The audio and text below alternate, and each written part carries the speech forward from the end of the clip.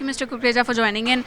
We were discussing how technology is making inroads in school education. How teachers are being affected, how students are being affected. There are pros and cons. There are different opinions. How are you seeing this development? In the last 4-5 years, we have been playing with the word edtech a lot. What is your view in this, and how far we have come? We have covered in 4 years. So thanks to Business World for this opportunity. I think, like I mentioned, so it's very early days in the edtech space in India, or maybe even globally for that matters. Yes, COVID did give us a big boost in the way technology is transacted inside the schools, or for that matters, even the higher education space. Both students, teachers, management, all put together had a big leap in terms of the adaptation, in terms of the enhancement of the tech's usage skill, etc.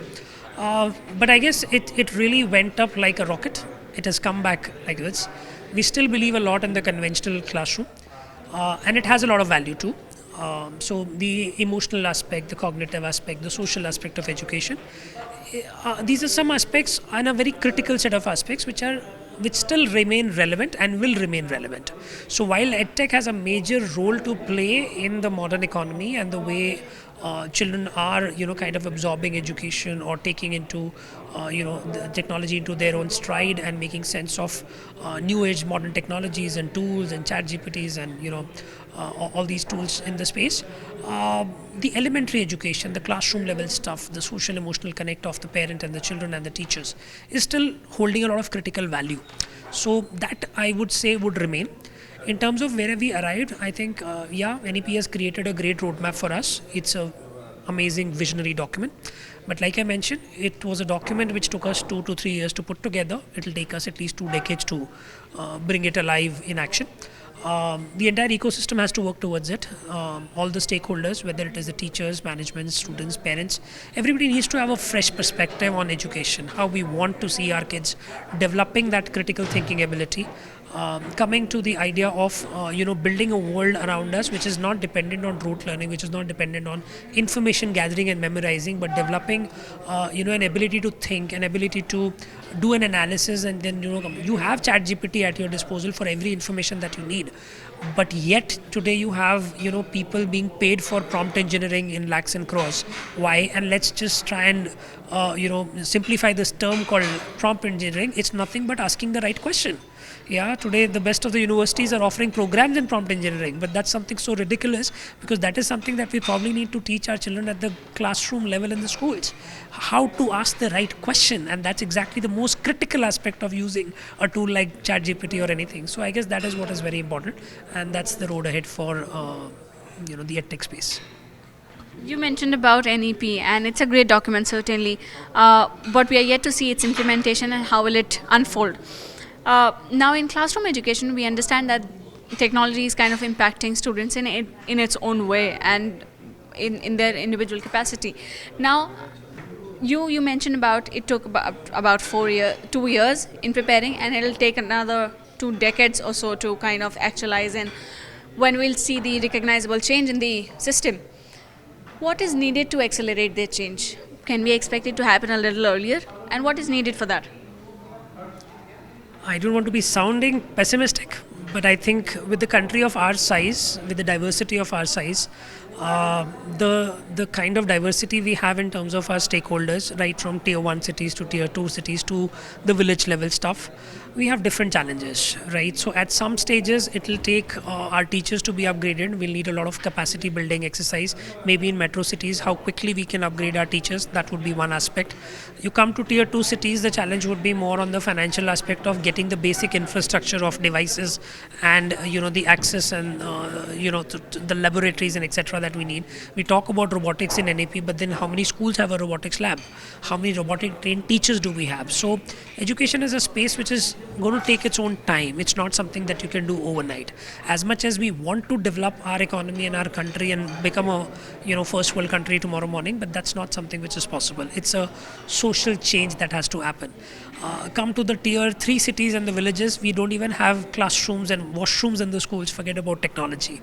So that is where we are struggling. doing. And last but not the least, our parents, which are the biggest stakeholders. We are a country which is resource deprived, and that is the reason every parent wants their child to secure a basic earning, a decent job, a decent earning, and that is the reason half of the country is running behind IT jobs, engineering, and of those world. So it's a long way to go. As much as we want to expedite it, it has its own process. Given the sheer size of our country, I think that's our biggest challenge, and I'm not sure what can be done about it. We still continue to produce babies at a very fast pace. So yes, it's slowed down, but yeah, I mean the fact that we are 1/5 of the world population, it is a humongous challenge, and it will take its own time. I mean, really don't see a way in which you can do it in the next 1 or 2 years or something. The mindset shift itself will take a long time. I certainly agree. We talking in national capital, we understand and we kind of uncover and decode what's happening around us with parents and students, but we are yet to see what's happening in deeper regions of the country. Do you still see other scope of work for government? Would you want to put forth an advice or suggestion for government to do? So I think, like I mentioned, government is the biggest change maker in this space. So while the government has already created a policy, we will need not only a roadmap but also the resources to put it together. Yeah. So when I say resources, we're talking about right infrastructure, we're talking about right finances, right policy. So only education policy is not one policy which is going to make the change. An entire policy on the funding of the schools, entire policy on the supporting of the schools. At the risk of sounding a little audacious, but let me tell you something. We talk about education in India. Schools are supposed to be charitable institutions, yeah. But look at the school ecosystem, the way it functions. Every stakeholder in a school is supposed to make profits. Right from the bus to the uniform to canteen to furniture to even the government of India. You go and register a school, you have to pay taxes on the entire thing. Why can't we make that free of taxes? So that is maybe one policy level change that can probably make a big difference. As a community, as a society, we need to come together. Why can't we come in and say that, okay, every person who's contributing to the education space cannot make profit out of it? It's only the school owner who cannot make profit. The bus wala is supposed to make profit. Book person is supposed to make profit. Everybody is supposed to make profit out of a school ecosystem except for the one who's running the school.